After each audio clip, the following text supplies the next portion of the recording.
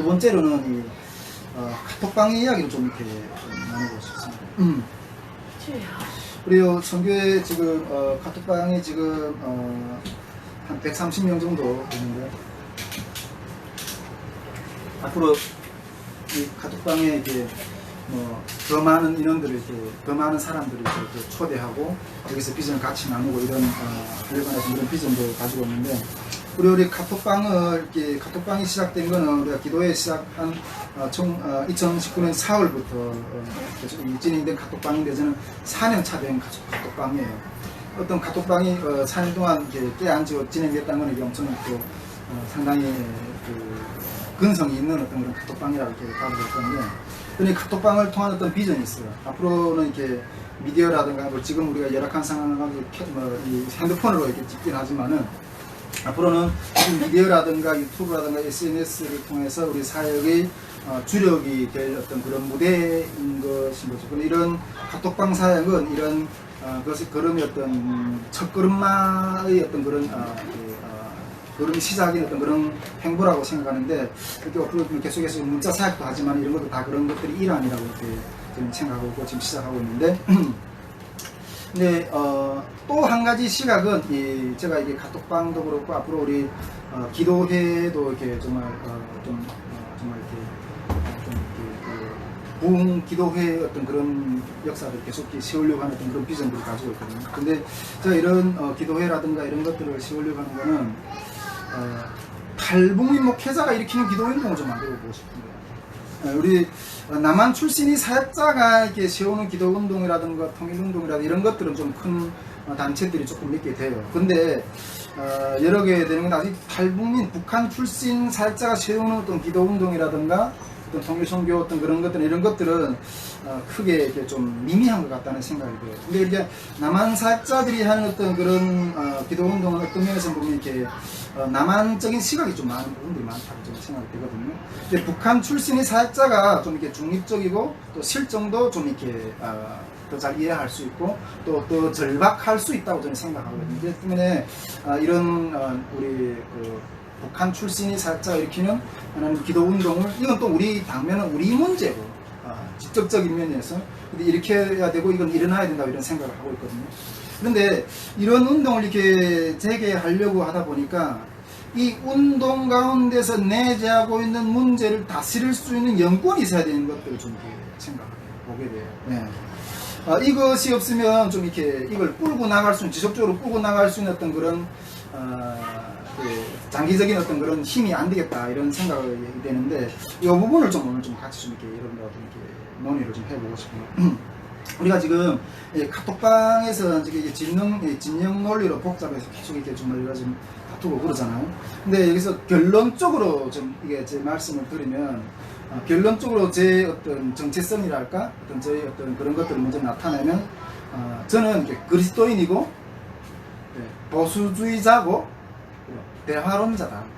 이렇게 말하고 싶어요. 세 가지 이렇게 그리스도인, 보수주의자, 대화론자 이렇게 말합니다. 근데 이 말은 뭐 누군가 했던 말처럼 이렇게 좀 들리잖아요. 이렇게 미국 펜스 부통령이 나는 그리스도인이고 보수주의자다 이렇게 이야기했던 적인데, 여기에다가 우리가 이렇게 분단 현실을 좀 보충해서 대화론을 좀 더 이렇게 보충을 해야 되지 않을까 좀 이런 생각하고 있는데, 그래서 앞부분에서 그리스도인 보수주의자라는 말에서 이것의 가치를 침범할 때는 싸움도 불사하고 앞에서 이야기했던 것처럼 순교도 불사하는 어떤 그런 마음의 자세가 되어 있어요. 근데 여기서 제가 또 말한 게 보수라는 의미는 뭐 물론 여러 가지로 설명할 수 있겠지만, 이렇게 성경에서 흘러나온 이렇게 제도화된 가치를 말하는 이걸 제가 말하는 건데, 또 그리고 이 뒷부분에 말하기 대화론이라는 것은 대화론자라는 것은 가깝게는, 그렇지만 대화론자라는 것 가깝게는 나와 이게 생각이 다른 사람이다. 멀게는 원수까지도 진리를 기준으로 대화를 합니다. 진리를 기준으로 대화한다. 이 대화를 시도한다는 것을 이렇게 말할 수 있는데, 여기서 좀 이렇게 논리적인 어떤 설명에서 세 가지 정체성을 먼저 조금 이렇게 구분해서 먼저 다른 이야기를 전개하기 전에 좀 이렇게 말씀드리자면, 이 세 가지, 즉 그리스도인, 보수주의자라고 했는데 우파라고 하는 표현, 그 다음에 좌파, 이 세 가지 정체성에 대해서 조금 이야기를 하고 싶은데, 여기서 우파하고 좌파로만 좀 여기서 표현을 하겠어요. 우리가 뭐 보수다, 진보다 이렇게도 표현하지만은 오늘 여기 강의에서는 우파, 좌파로만 이렇게 표현을 하려고 합니다. 근데 여기서 여기서 또 다시 이 좌파는 좌파와 주사파로 다시 좀 구분해 보고 싶은 어떤 그런 생각이 있고, 여기서 좌파라고 했을 땐 그래도 자유민주주의를 추구하는 자들, 이런 시각에서 제가 좀 바라보고 싶고, 주사파는 이 전체주의, 주체사상파, 북한하고 이렇게 추종하는 이런 사람들로 구분할 필요가 있다고 생각하는데, 특히 이 세 가지 중에서 그리스도인이 정체성을 제일 중요하게 이렇게 주목하고 싶습니다.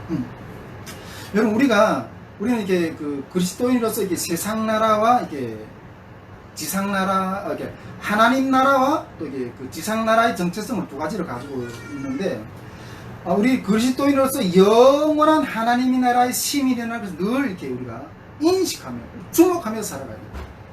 근데 이 영원한 지상 나라는 우리 영원한 사는 나라의 어떤 그런 생명이고 정체성이거든요. 근데 이 지상 나라는 이 보수와 진보로 좀 이게 분열이 되어 있어 가지고 있는데, 이게 지상 나라의 어떤 그 정체성의 한 모습이 아닐까 이런 생각하는데, 이 잠시 사는 이 지상 나라에서 우리는 좌로 우로 분열 상태에서 이런 사회에서 이게 시민 의식을 또 가지고 사는 어떤 지상 나라의 어떤 그런 정체성도 가지고 있다는 거죠. 그런데 우리는 이 좌우로 분열되어 있는 이 지상 나라 속에서 그리스도인이 정체성을 가지고 하나님 나라의 시민 의식을 가지고 하나님의 나라의 법을 가지고 이 지상 나라에 어떻게 구현해 나갈 것인가 하는 이런 고민을 해가지고 그리스도인들은 늘 살아가야 된다는 거죠. 이런 고민을 가지고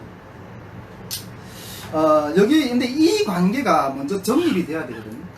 이 관계가 먼저 정립이 되지 않으면 우리가 뭘 위해서 싸우고 또 어떤 줄에 서 있는지도 모르고 그냥 허망한 길을 가는 거죠. 결국 나중에 구렁텅이에 빠질 수밖에 없는 어떤 그런 길에 빠질 수도 있다는 어떤 그런 마음을 갖게 되는데, 우리가 먼저 뒷부분의 이야기를 하기 전에 이 부분을 우리가 먼저 정립하고 그 부분을 가지고 살아가야 된다는 거죠. 근데 이런 것을 정립한 것 가운데서 이제 우리 카톡방의 문제를 좀 이렇게 좀 들여다보고 싶은 거예요. 요즘 우리 카톡방에서 종종 이렇게 좌우 진영 논리로 이렇게 부딪히는 현상들이 이렇게 좀 많이 이렇게 나타나잖아요. 전에도 이런 문제들이 이렇게 우리 카톡방 안에서 몇 번 일어났던 적이 있었어요. 오래전부터 같이 이렇게 우리 카톡방에서 이렇게 지냈던 분들은 이렇게 아시겠지만은, 전에도 이런 문제들이 이렇게 좀 몇 번 일어났고, 제가 좀 상당히 고심을 했고, 그리고 또 이렇게 이런 문제 때문에 이렇게 상처를 받아서 이렇게 나간 사람들도 있었어요. 상처를 받아서 나간 사람들도 있었어요. 그런데 앞으로는 이게 더 큰 무대를 만들어야 되는데, 앞에서 말했던 것처럼 이것 가운데 어떤 영권이라든가 정리된 어떤 바른 어떤 그런 길을 우리가 관을 정립해야 되고, 그런 정리된 바른 관을 이 현실 상황에서 우리는 어떻게 구현해 나가야 되는가 하는 문제를 우리가 고심해 봐야 된다는 거죠. 어떻게 이 현실 문제를 적용하는 것들을 투쟁할 것인가 하는 문제라는 거죠. 근데 이 문제는 단지 우리 어떤 카톡방의 문제가 아니고 우리 선교회의 문제고, 우리 선교회가 전체가 안고 있는 문제고, 또한 이 선교회가만 안고 있는 문제가 아니라 이 대한민국 사회가 전체가 안고 있는 문제고, 그리고 또 통일 대한민국이 사회를 세워나가는 이 문제를 주도해 갈 수 있는 어떤 영권과 어떤 정리된 어떤 그런 기준이 세워져야 된다는 거죠. 이런 기준이 세워져야 됩니다. 이 통일 대한민국 시대의 어떤 그런 문제고 이렇게 된다는 거죠. 여러분, 우리가 다 잘 알겠지만 얼마나 많은 이 좌우 진영 논리로 많이 싸웁니까? 뭐 촛불 세력도 있고, 뭐 태국 세력도 있고, 뭐 정치적인 이슈였던 그런 것들은 이렇게 좀 막 들여다 보기도 좀 이렇게 그 머리끼가 으쓱할 정도로 그렇게 많이 싸우잖아요. 근데 이거는 뭐 그 사회 속에서만 있는 것이나 이런 것들이 뭐 저는 교회 안에도 막 들어와가지고 교회 안에서도 막 이렇게 막 이 좌우 진영 논리 가지고 막 성도들도 그렇고 막 이렇게 싸울 때는 그런 모습들을 보면 이게 하나님의 나라가 어디에 있는가 하는 것들이 막 보이지 않을 정도로 교회 안에서도 이렇게 막 그냥 묻혀서 막 이렇게 헤매는 것 같아요. 네, 헤매는 것 같아요. 제가 앞에서 이게 저희 그 입장을 이렇게 말씀드렸지만은 위에서 제가 그리스도인의 정체성을 밝혔고 저희 사명을 이렇게 말씀을 드렸잖아요. 위에서 하나님 나라의 정체성, 그리스도인의 정체성, 그다음 지상 나라의 정체성 이런 것들을 이렇게 말씀드렸는데 이런 정체성을 가지고 그리스도인의 정체성을 가지고 이 좌우 진영 논리 가운데서 저희 입장은 첫째로는 대화론자라는 거예요. 저는 대화론자라는 어떤 그런 말씀을 좀 드리고 싶습니다. 근데 저의 이런 자세를 보고 어떤 분들은 좀 이렇게 이야기하더라고요. 저 김주환 목사는 좀 이렇게 섞여 있다. 뭐 이게 좀 섞여 있다. 그래가지고 이렇게 좀 들어가고 싶지 않다 이런 이야기를 가까이 오고 싶지 않다 이렇게 이야기하는 분들도 있고 어떤 분들은 좀 이게 좌파가 아닌가 이렇게 이야기하는 분들도 좀 있어요. 그리고 이런 모습들을 보고 내가 그런 것들을 이렇게 옹호하지 않고 막 이러다 보니까 우리 방에서 막 뛰쳐나가는 분들도 좀 이렇게 보이고 막 이러는데 근데 제가 봤을 때는 이런 분들은 분열왕국 즉 우리가 그 유다와 이스라엘이 이게 분열이 됐잖아요. 이런 분열왕국의 리더십을 세울 수는 있다고 생각해요. 그런데 우리가 추구하는 것은 통일왕국의 리더십이거든요. 통일왕국의 리더십 통일왕국의 리더십이 필요하는데 저는 이 좌우 진영의 논리 가운데 무한한 대화 무한한 토론을 일단 해봐야 됩니다. 그것을 가지고 먼저 들어가야 된다 이렇게 생각하고 있거든요. 그러니까 무한한 대화 무한한 토론을 해야 된다. 그런 것을 먼저 1차적으로 해야 된다 하는 어떤 이런 입장에서 대화론자인 거예요. 여기서 우리가 대화를 아예 닫아버리면 끼리끼리만 모이는 어떤 형태가 되고 그러다 보면 이런 것들을 보면 그냥 이렇게 막 서로가 그 벽을 이루는 그냥 벽처럼 느껴지는 어떤 그런 그것처럼 분리가 될 수밖에 없는 거죠. 그러면 다른 주장도 충분하게 마음을 열어놓고 들어봐야 된다고 생각해요.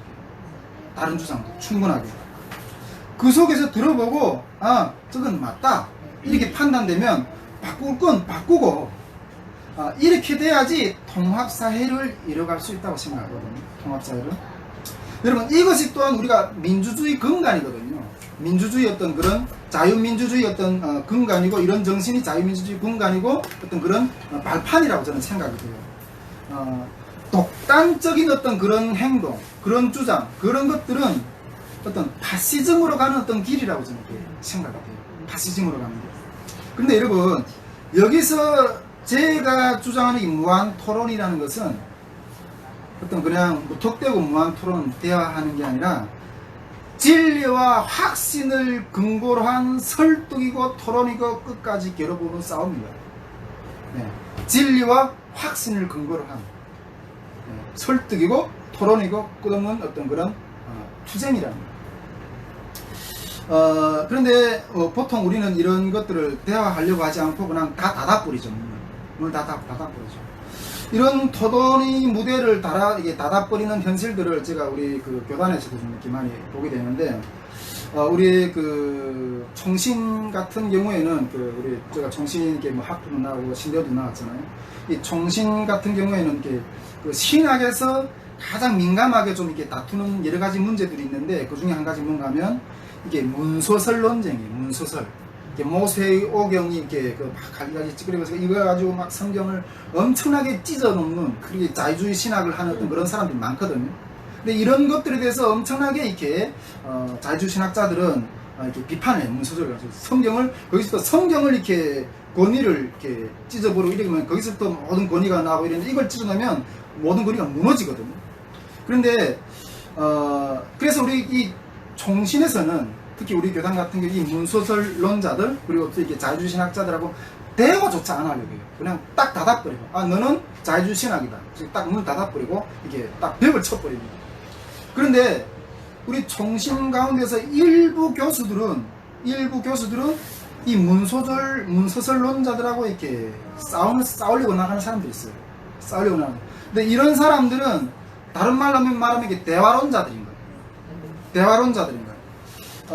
근데 이런 교수님들이 실력을 보면 장난이 아니에요. 실력이 장난 아니에요. 언어만 해도 7, 8가지 하는 어떤 그런 사람들이에요. 엄청나게 실력 있는 사람들인데, 근데 이런 교수님들의 입장은 두 가지예요. 두 가지. 첫째는 뭔가 하면, 우리가 만일 저들이 하는 질문에 답변을 못한다면 우리가 믿고 있는 진리가 완벽하지 못함을 드러내는 길밖에 안 된다는 거죠. 그러니까 우리는 충분한 실력 가지고 저들이 질문하는 것에 답변을 해야 된다는 거죠. 두 번째는 저들이 돌이키든지 안 돌이키든지 너희 질문에 답변했음에도 불구하고 너희 돌이키지 않는다. 그건 너희 문제라는 거예요. 그 부분에 대한 싸워야 된다는 거예요. 근데 이런 그 사명감을 가지고 이 자유주의 신학사들하고 우리 그 총신진영 안에서도 이렇게 싸우는 사람들이, 교수님들이 있거든요. 그런데 그 정말 이렇게 그 영감쟁이 우리 총신교단의 교단장들 이런 사람들 입장에 봤을 때는 이런 그 진영에 나가서 대화하고 싸우는 사람들이 자유주의 신학자들과 어울린 것처럼 보이는 거예요. 그래서 오히려 이 사람들 도와주고 우리들이 싸움을 진영을 도와주고 싸우고 응원해줘야 되는 게 아니라 오히려 이렇게 막 찍히고 막 이게 그래서 상당히 조심스럽게 싸우는 어떤 그들이 고심하는 어떤 그런 모습들을 제가 신대원 때 교수님들의 어떤 그런 모습 속에서 발견하게 되었어요. 근데 우리는 이런 좌우 진영에 대해서 대화를 해야 되는데 이렇게 확신을 가지고 싸워야 된다는 거예요. 근데 이야기를 할 수 있어요. 가지고 이야기를 할 수 있다는 거죠. 제가 이게 좌우 진영을 이론적으로 말하는 사람들하고 저는 나름대로 좀 확신을 가지고 있다고 생각해요. 저는 북한 사회도 살아봤고 한국 사회도 살아봤어요. 한국 사회도 이제는 북한 사회에서 살았던 나이만큼 저는 그렇게 가까울 정도로 살아본 체험이 있고, 나름대로 이 땅에 와서도 저는 사회를 바라보는 어떤 시각과 식견과 이런 것들이 저는 가지고 있다. 어떤 그런 확신을 가지고, 어떤 책상머리에 앉아서 북한의 어떤 자유주의나 공산주의를 논하는 사람들 다 살아봤고 안다는 거예요.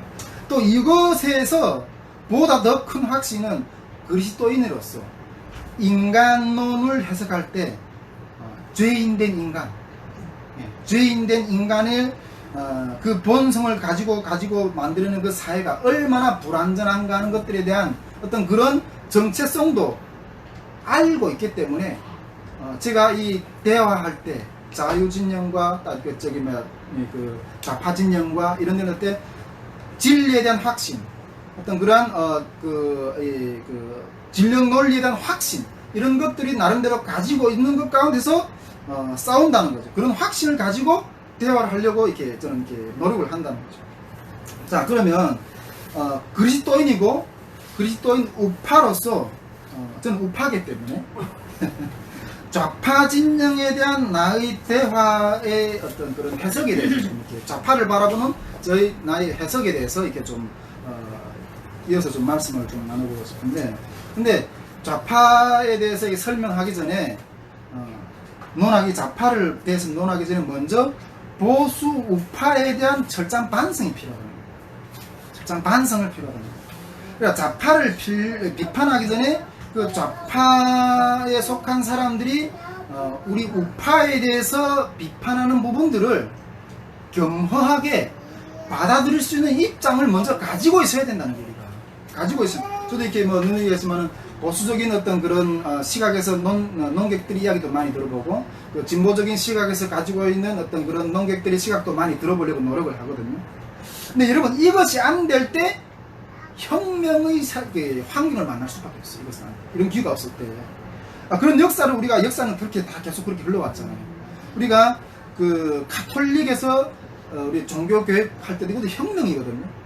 이런 구 가톨릭에 대한 어떤 그런 여러 가지 질책이나 어떤 그런 불에 대한 모습을 받아들이지 않았기 때문에 그런 혁명이 일어났던 거고, 그리고 전 세계를 3분의 1이나 이렇게 뒤집어놨던 그 공산주의 혁명도 우리가 그 보수 우파라고 하는 이 그룹이 정말 여러 가지 어떤 그런 비리와 또 그러한 어떤 그런 뭐랄까 이렇게 그런 어떤 그런 이게 여러 가지 어두운 모습들, 이런 것들에 대한 반성을 안 하기 때문에 이런 부작용들이 일어나는 거죠. 우리가 이런 반성의 입장에 선 후에 말할 수 있다는 거예요. 반성의 보수 우파는 이런 반성의 입장을 선 후에 말할 수 있다는 거예요. 우리가 요즘에 계속해서 독일 통일을 계속 이렇게 들여다보고, 독일 통일 중에서도 서독이 지금 정통성의 문제에 대한 논의를 우리가 계속 몇 주째 이렇게 이야기를 들여다보고 있는데, 이 서독이 정체성의 문제, 정통성의 문제를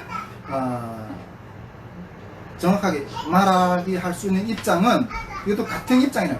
그러니까 제3국, 즉 나치 독일에 대한 어떤 그 반성의 입장을 정립한 후에야 통일 독일이 리더가 될 수 있다. 통일 독일. 그것도 동일한 어떤 입장인데, 우리가 보수 우파가 이 좌파에 대해서 시각을 이렇게 이야기하기 전에 이 보수 우파가 먼저 자기들이 행동, 이런 것들에 대한 반성의 입장을 충분하게 가진 후에 말할 수가 있다는 거죠. 자, 이제 이런 흐름에서, 이런 반성하는 입장에서, 이런 시각에서 좌파의 흐름에 대해서 좀 이렇게 이야기를 좀 해보고 싶은데, 앞에서 제가 이야기했지만은 좌파에도 좌파, 주사파로 다시 구분할 필요가 있다고 그랬잖아요. 좌파, 주사파로 다시 구분할 필요가 있다고 하는데, 이야기는 저희 저기 계속 몇 번 이야기한 것 같은데, 저도 이게 그 신대원 논문이 이게 그 러시아 혁명이라 했잖아요. 러시아 혁명. 이 러시아 혁명도 이렇게 처음에는 이 부르주아지와 이제 프롤레타리아트가 단결해서 짜르 정부를 뒤집어 푼 것이 1917년 2월 혁명이었어요. 그 2월 혁명이 승리한 이후에 다시 10월 혁명이 일어나는데, 그 10월 혁명이 이제는 부르주아지와 이 프롤레타리아트가 분열이 일어나는 거죠. 그 프롤레타리아트가 분열이 일어나서 이 프롤레타리아트가 승리해서 공산주의 소비에트 정권을 세운 것이 10월 혁명이에요. 이런 것처럼 우리가 이런 것처럼 우리가 이런 흐름을 이해하는 것처럼 우리가 주사파와 이 좌파를 이렇게 볼 때도 이렇게 좀 구분해 보는 어떤 그런 시각이 필요하다는 거예요. 근데 우리가 경계해야 될 건 이 주사파라는 거예요. 주사파라고 생각하는데, 이 주사파는 다른 말로 말하면 이렇게 북한을 추종하는 세력이에요. 북한을 추종하는 세력. 우리 대한민국의 좌파를 논할 때 이렇게 그 많은 사람들이 이야기하는 걸 보면 NL 계열이라든가 그다음에 이렇게 PD 계열 뭐 이렇게 나눈다고 이야기하더라고요. 근데 이런 부분들도 제가 조금 많이 이렇게 좀 파악하기 위해서 여러 사람들한테 좀 이렇게 많이 물어도 보고 나름대로 좀 공부도 좀 하려고 노력을 했는데, 제가 그런 것들을 좀 이렇게 그 계보를 좀 이렇게 그 좌파 계보를 좀 공부하던 중에 제일 아요 강의는 좀 꼭 필요하다 이렇게 잘 정리하게 해줬던 그 강의가 어떤 강의였는가 하면 장신대 김철원 교수라고 있어요. 예, 장신대 김철원 교수라고 나오는데, 그 교수가 나는 어떻게 좌파에서 탈출했는가, 이게 유튜브 강의에 있어요. 그거 한번 꼭 여러분 좀 들어보기를 이렇게 좀 이렇게 추천드리는데, 이분도 이게 좌파 그룹에 처음에는 이렇게 몸담고 있다가 이렇게 탈출한 분인데, 그 좌파 그룹에서 자기가 이렇게 그 흘러왔던 그런 이야기들 그 유튜브에 쭉 하더라고요. 이 좌파들은 그때 보니까 이게 자기들이 길을 찾기 위해서 무한한 토론을 해요. 무한한 토론. 네, 무한한 토론을 하더라고요. 근데 이게 무한한 토론을 해가지고 거기에서 이게 합리적인 결론을 얻어서 그게 자기들이 길을 찾아가는 거예요. 제가 그런 모습들을 보면서, 야, 저게 이런 이야기 들으면서 우리 보수파도 저런 식의 토론을 통해서 길을 찾으면 좋겠다 하는 그런 생각을 좀 했거든요. 근데 그들은 그런 속에서 이 혁명의 전략을 논할 때 승리를 하려면 북한과 손잡아야 된다. 결국 그쪽으로 이렇게 나가더라고요. 그쪽으로. 근데 이것이 주사파라는 거예요. 요 내용에 대해서 좀 더 구체적으로 이해하고 싶으면 김철원 교수 강의를, 유튜브 강의를 한번 좀 더 깊이 있게 좀 들어보기를 바랍니다. 이것이 주사파인데, 근데 우리가 이 좌파들, 대한민국 좌파들 중에서 이런 주사파는 제가 봤을 때는 극히 소수가 아닐까 저는 그렇게 생각합니다. 극히 소수가 아닐까. 물론 이거 제 개인적인 생각이고 극히 소수가 아닐까. 그 주사파의 어떤 그 주사파의 숫자는 뭐 저도 이게 잘 파악이 안 되고 잘 모르긴 하겠지만 극히 소수가 아닐까 저는 이렇게 보는데, 그런데 이 미꾸라지 한 마리가 온 강물을 부린다고, 미꾸라지 온 강물을 부린다고 이게 또 이렇게 그 한번 이렇게 계속 숨어서 이렇게 역사를 하면 엄청난 어떤 흐름을 만들어낼 수가 있거든요. 근데 우리가 경계해야 될 부분은 이 주사파의 어떤 그런 흐름을 경계하고 분별하고 차단해야 된다는 거죠. 우리 대한민국 국정원이 주목해야 될 이 주사파인 거, 이걸 잡아내야 되는 거죠. 근데 이게 좌파에 대해서 제가 한 가지 또 논하기 전에 또 한 가지 어떤 진영을 대해서 조금 한 가지 좀 더 이야기하고 싶은데, 그것은 여기는 많은 사람들은 이렇게 진영 논리를 따른다는 거예요. 뭔가 알고 따르는 게 아니라 그냥 진영 논리로 그냥 우리 편이기 때문에, 그리고 또 분별하지 못하고 거기서 그냥 얻어먹을 떡 끝물이 있기 때문에 그냥 따른다는 어떤 그런 분위기 가운데 이렇게 흘러가는 부분들이 상당히 많다는 거죠. 이런 사람들은 주사파가 뭐고 좌파가 뭔지도 잘 몰라요. 그런 어떤 상황에 있지 않을까. 이것도 이게 진영, 우리 진영에 있기 때문에 그렇기 때문에 어떤 표를 던지는 동원되는 어떤 이런 무리들이라고 생각이 되는데, 뭐 우리가 쉽게 이야기하면 같은 진영이라는 학연, 지연, 지역, 또 이역, 이익 집단, 우리 지역이기 때문에 표를 던지는 거예요. 우리 지역이 되면. 저도 이렇게 또 해외 나가면, 어디 나가면, 내가 정체성을 할 때는 총신 출신입니다. 총신 출신이라는 그 말 한마디에 그냥 먹고 들어가는 게 상당히 많거든요. 근데 뭐, 총신 안에 그 교단에는 얼마나 많은 그 비리들과 어떤 그런 것들이 있어요. 근데 그런 것들은 보지 않고, 일단은, 총신 출신이다 이런 그냥 먹고 들어가는 것들이 같은 진영 논리기 때문에 이렇게 표를 던지는 것들이 많거든요. 근데 이런 사람들은 제가 봤을 때는, 구원의 확신은 개인적인 것이 돼야 되거든요. 구원의 확신은 개인적인 것이 돼야 되는데, 나는 어떤 교회에 몸담고 있기 때문에 나는 구원 받을 거야. 이렇게 생각하는 사람들과 비슷하다고 이렇게 볼 수도 있는 거죠. 제가 우리 탈북민들 중에도 보면 이렇게 다 탈북민들하고 다 보수 우파가 아니에요. 이 좌파 성향을 가진 사람들이 많거든요. 우리 진지 집사님도 이제 앞으로 탈북민들 계속 만나보면 더 많은 어떤 현상들 만날 건데, 우리 그런 탈북민들 왜 민주당을 이렇게 표를 던지냐? 나는 그냥 그게 그냥 뭐 거기서 나온 어떤 뭐 이득이 있는가 보죠. 그래서 그냥 돈을 주니까 잘 모른다. 그냥 근거 없이 따르는 거예요. 그냥 우리가 얼마나 지금 이렇게 문재인 정부가 이렇게 막 돈을 막 뿌리나요. 그러니까 그냥 찍는 거죠. 근데 이런 진영 논리로 그러니까 따르는 무리들이 상당 부분 있다. 좌파라는 어떤 주사파라는 어떤 극소수의 무리 가운데 어떤 정체성의 파악을 확실히 못하고 우리 진영에 따르는 표들, 우리 진영에 때문에 동요하는 어떤 무리들, 근데 이런 부분들이 상당히 있다는 어떤 그런 것들을 좀 이렇게 또 말씀을 드리고, 이제 진짜 좌파에 대해서 조금 한번 들여다 보려고 해요. 저는 이들과는 무한한 대화를 해야 된다고 생각하거든요. 이들과는 무한한 대화를 하고 생각하는데, 근데 우리가 좌파에 대해서 여러 가지 어떤 주제를 가지고 많이 논할 수 있어요. 여러 가지 주제를 가지고 많이 논할 수 있는데, 특히 제가 논하고 싶은 것은 우리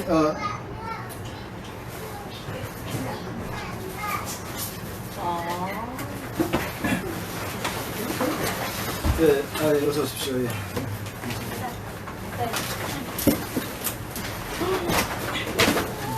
네, 반갑습니다.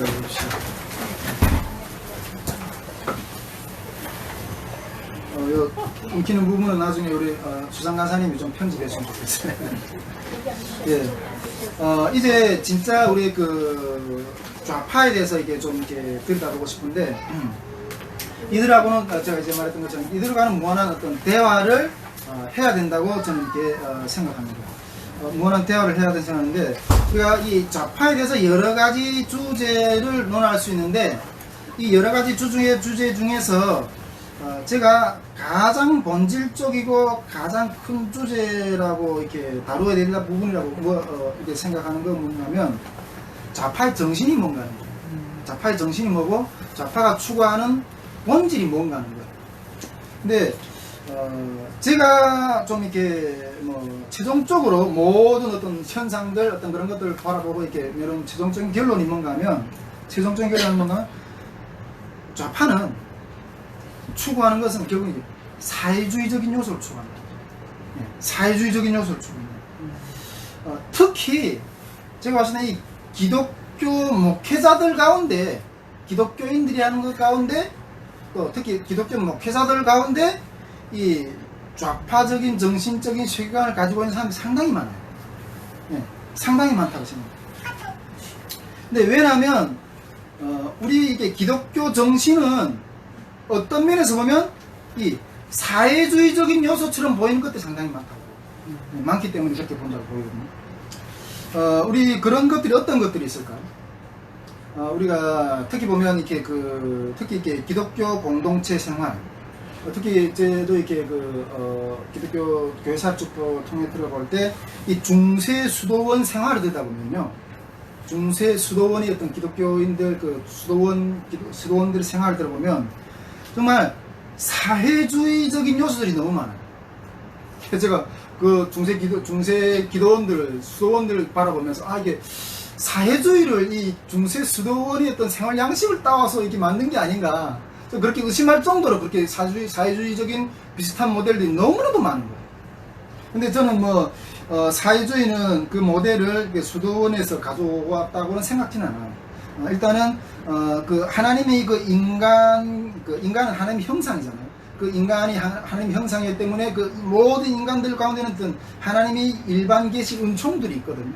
그 일반 계시 은총들을 바탕으로 해서 나온 어떤 그런 일반 은총의 어떤 그런 한 일부분이 아닐까, 좀 그렇게 이렇게 생각하는데, 이 중세 기독교, 이게 중세 어떤 수도원의 생활 가운데도 그런 모습이 있을 뿐 아니라, 현대 어떤 교회 가운데서 공동체 생활들을 보면 이 사회주의적인 요소들처럼 보이는 것들이 상당히 많은 거예요. 근데 이 기독교 정신이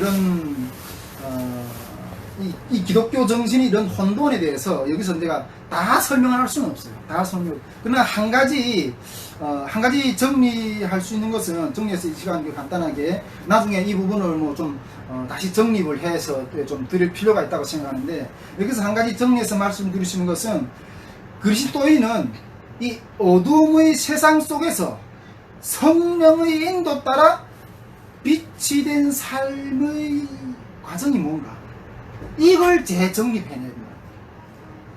세상 밖이 아니라 이 어둠의 세상 속에서 성령의 인도 따라서 빛의 삶을 살아가는 그리스도인의, 그러니까 하나님의 나라의 백성이기도 하면서 이 세상 나라의 백성이기도 한 이러한 정체성을 재정립해서 제시해야 된다는 거죠. 근데 이런 목회자들이 이것들이 잘 정립이 되지 않아서 사회주의자인 것처럼 보이기도 하는 거예요. 어떤 그런 부분들이 상당히 많다는 거죠. 근데 이 부분들을 잘 정립해서 제시를 해야 되는데, 나중에 이 부분을 좀 이렇게 좀 제시를 해서 좀 이렇게 드릴 수 있는 기회가 있었으면 좋겠다는 생각이 드는데, 다시 돌아와서 이 좌파가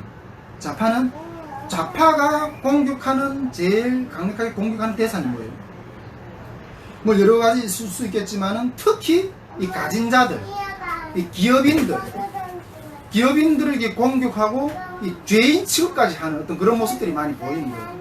제가 며칠 전인가 어떤 TV 어떤 그런 프로그램을 보다가, 요즘 이게 기업인들을 이렇게 악덕업자로, 이렇게 업주로 이렇게 몰아가는 것 같은 어떤 그런 프로그램을 이렇게 진행하는 것도 이렇게 봤어요. 근데 일반인들은 그걸 다 그들이 고집 믿겠더라고요. 그런데 기업인의 입장을 전혀 고려하지 않는 거예요. 어떤 그런 것들에 대해서 이렇게 막 공격하는데 완전히 이렇게 그런 것들을 물들여 버리면 기업을 이렇게 파괴하고 기득권을 파괴하고 어떤 질서를 파괴하고 어떤 그런 것들로 이렇게 나갈 수밖에 없는 어떤 그런 것들로 이렇게 보이더라고요. 근데 이걸 저도 이게 종종 이런 생각을 좀 해봐요. 우리 선교회는 간사님들에게 월급을 주는 형태가 아니잖아요. 근데 내가 어떤 때는 우리 간사님들한테 내가 월급을 한번 주는 입장이 된다고 한번 생각해보면 이거 아름차더라고요. 이게 월급을 주는 기업인이 찜이라는 거는 이게 보통 문제가 아닌 거예요. 어떤 경제학자가 이야기하는 걸 보면 이 기업인 한 사람은 정말 이게 과학도가 얼마나 그 과학의 길을 그걸 하나 이루어내기 위해서 얼마나 많은 피땀과 끈질긴 노력과 평생을 들여요. 근데 그 기업인을 그냥 과학자의 어떤 그런 경제까지, 그런 노력의 경제까지도 비유하더라고요. 그러니까 이게 기업인의 이미지를 얘가 좀 여기서 좀 이렇게 남자의 이미지로 좀 바꿔가지고 한번 설명하면 좀 어떨까. 좀 이런 생각을 좀 이렇게 해보고 있는데, 이 남자라고 했을 때는 이게 책임감이죠. 가정을 먹여 살리는 어떤 책임감. 가족을 먹여 살리기 위해서 남편이 이렇게 밖에 나가서 회사에서 받는 그 수고와 그 모든 어떤 그런 스트레스. 근데 이런 부분에 대한 고충은 전혀 고려가 안 되는 거예요. 전혀 고려가 안 되는 거예요. 이게 한 남편이 가장으로서 가정을 먹여 살리기 위해서 얼마만한 인내를 해야 되고 정말 투지와 살기 위한 투쟁을 해야 되는지. 우리 아내들은 집에서 남편이 벌어오는 수입 그걸 가지고 차를 마시고 정말 이렇게 아내들 그 여자들끼리 모여 앉아서 이렇게 수다를 떨면서 누리면서, 근데 이 남편들이 공간에 어떤 그런 세계를 이해를 하려고 하지 않는. 근데 이것이 기업인의 고충을 이해할 수 있는 어떤 이런 것들에 대한 부분과 비슷한 어떤 비교가 아닐까. 좀 그런 생각을 좀 이렇게 좀 해보게 되었습니다. 정말 근데 우리가 만일 이런 남편들 그리고 이런 악덕 기업주들을 타도하고 파괴했을 때 과연 나는 어디서 살 건가 하는 고민을 이런 기업을 파괴하고 이런 기존 있는 질서를 파괴하고 좌파는 이런 것에 대해 대답을 해야 된다. 이런 것들을 파괴했을 때 나는 과연 어디에서 살 건가. 이것이 우리 보수 진영에서 이야기하는 그 농객들이 어떤 좌파 진영에 향한 어떤 본질적인 어떤 그런 일침이더라고요. 너네들이 이거 파괴하려 좋다. 그러면 너네들이 파괴한 이 무대, 이 나라, 터를 쓰면 너네는 어디서 살 거냐. 이런 질문을 하더라고요. 결론적으로 제가 좌파가 생각하는 사회주의는 이 땅에서는 불가능하다. 이 땅에서는 불가능하다 하는 어떤 그런 말씀을 드리고 싶고, 죄인이 주인이 된 세상에서는 이 땅에서는 사회주의가 이루어질 수가 없어요. 공산주의도 이루어질 수가 없고, 그것을 실현해 보기 위해서 얼마나 많은 혁명의 역사들이 일어났고 그것들을 해봤어요. 그것들을 또 우리가 직접 구현했던 모델이 북한이 아니에요. 그 북한에서 제가 직접 살아봤고, 정말 이 세상은 그러다 보니까 살벌한 어떤 그런 투쟁의 무대라는 거예요. 이것이 제가 생각하는 좌파 진영에 대한 일반적인 흐름이고 이해라고 이렇게 말씀드릴 수가 있어요. 이외에 또 다양한 어떤 그런 이야기들을 많이 할 수 있겠지만은 기본적인 좌파 진영의 어떤 그런 부분들에 대한 바라보는 이해라고 이렇게 말할 수 있는데, 이제 다시 돌아와서 그러면 이런 문제들이 계속해서 우리 카톡방에서 이렇게 논란이 되고, 또 이 카톡방뿐만 아니라 우리 선교회가 또 이렇게 안고 있는 문제고, 또 그리고 우리 대한민국 사회가 안고 있는 문제고, 또 그리고 우리 통일 한국 사회가 또 이런 문제를 가지고 이렇게 부단히 이렇게 싸워야 되는 그런 입장인데, 그렇다면 우리 카톡방, 즉 우리 선교회가 향하는 방향성에 대해서 좀 이렇게 이야기를 결론적으로 말씀을 좀 해보고 싶은데, 제가 앞에서 말한 것이 저는 그리스도인이고 보수주의자이고 대화론자로서 저의 방향성에 대해서 이야기하고 싶은데, 이것이 저는 우리 선교의 방향성이고 우리 한반도의 문제를 풀어가는 방향이라고 저는 생각하거든요. 제가 앞에서 이렇게 위에서 이렇게 이야기했던 게 좌우 진영의 투쟁의 마지막 산물이 우리 한반도라고 저는 생각해요. 한반도가 좌우로 정말 북한은 사회주의 진영 가운데, 남한은 자본주의 진영 가운데서 이게 마지막 어떤 산물이라고 이렇게 표현할 수 있다고 이렇게 저는 볼 수 있는데, 저는 이런 것 가운데 이때까지 이 많은 어떤 싸움을 해야지, 역사 가운데. 근데 저는 이게 정치적인 투쟁으로는 답이 없다고 이렇게 생각해요. 정치적인 투쟁으로는 답이 없다고 생각해요. 죄인된 우파의 길은 역사 속에서 타락한 모습들을 너무나 많이 보여줬어요. 타락한 모습. 또 죄인된 좌파의 길은 결국엔 또 탐욕으로 그것을 뺏겨서 탐욕으로 나타나는 그런 모습도 생각합니다.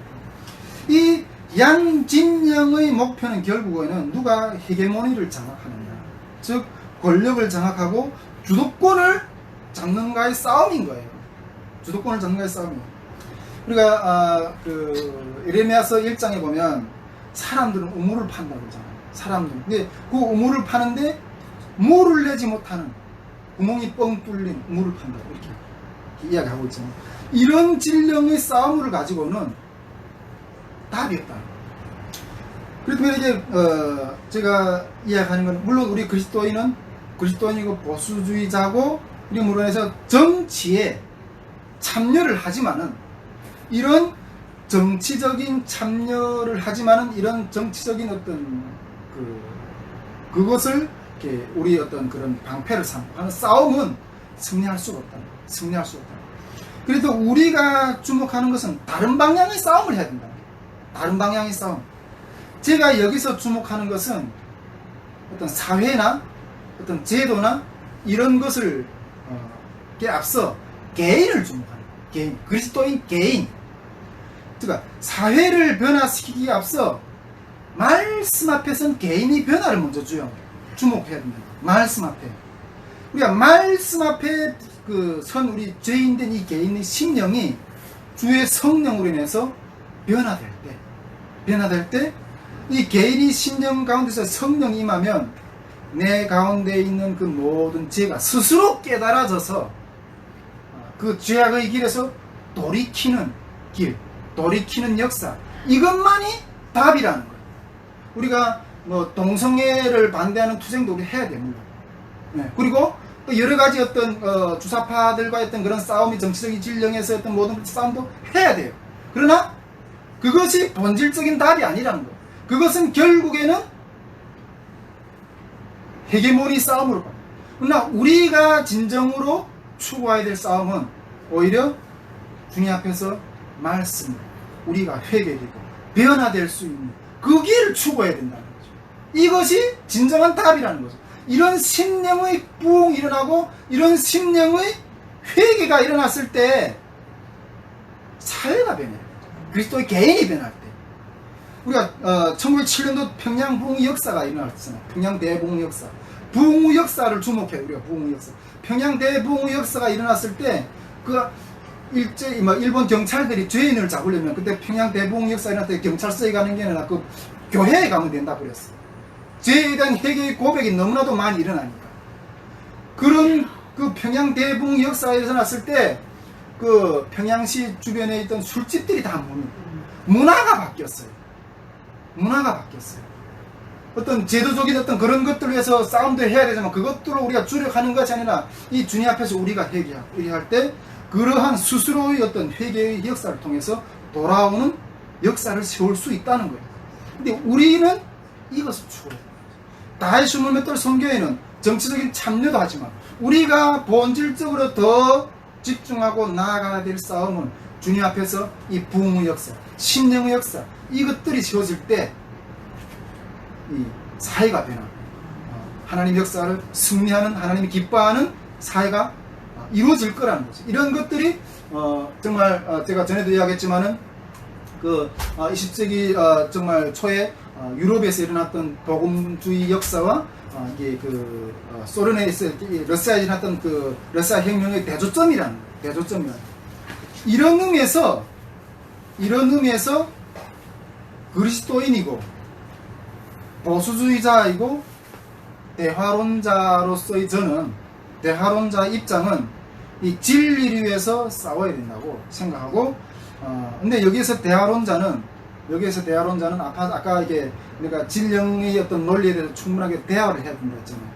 그런 대화 가운데서 어떤 진리를 밝혀야 되는 거죠. 근데 이런 대화론자는 한 걸음 더 나가서, 한 단계 더 나가서 중보자로까지 서야 된다. 중보자로까지. 근데 이 중보자는 결국에는 이 반대편, 우리가 생각하는 어떤 좌파 진영이라 할까? 이런 반대편 진영의 사람들이, 우리는 달라도 그 사람들이 영혼을 얻기 위해서 나의 모든 것도 포기할 수까지 있을 수 있는 어떤 그런 입장으로까지 나가야 된다는 거죠. 그렇다면 우리 세상 나라는 어떻게 되냐? 그 세상 나라의 통치와 역사는 하나님께 맡기고, 그런 중보자 입장으로까지, 대화론자는 중보자 입장으로까지 나아가야 된다는 거죠. 이것이 그리스도인으로서, 그리스도의 하나님의 나라의 정체성을 가진 사람으로서, 하나님의 나라의 법을 이 분열되어 있는 이 땅 나라의 가운데 실천해 나가는 그리스도인의 발걸음이라는 거죠. 이것이 제가 말하는 우리 기독교인이고 보수주의자고 대화론자의 입장이라는 거예요. 우리 카톡방에서 앞으로 여러 가지 앞으로도 계속 이런 견해들이 많이 싸울 거예요.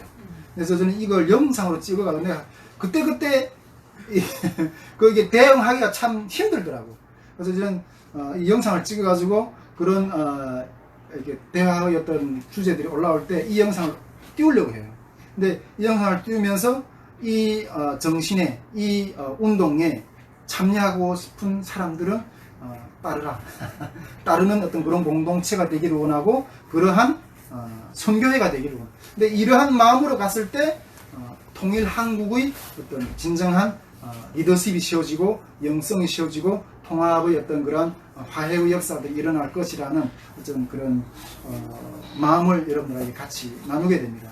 오늘 그래서 앞으로도 하나님께서 이러한 정신을 따르는, 이러한 주님의 영성을 따르는 더 많은 우리 분열된 심령 가운데서도 더 많은 이 방향을 향해서, 이 주님의 나라를 향해서 모여드는 주님의 백성들이 더 많이 모여서 함께 기도하고 서로의 어떤 그런 다른 견해들을 주님 안에서 화해하고 화합하고 하나로 되어 나가는 어떤 그런 역사들이 계속해서 이루어질 줄 믿습니다. 네, 오늘 여기까지 말씀을 좀 나누고요. 찬송 한 장 부르고 기도하도록 하겠습니다.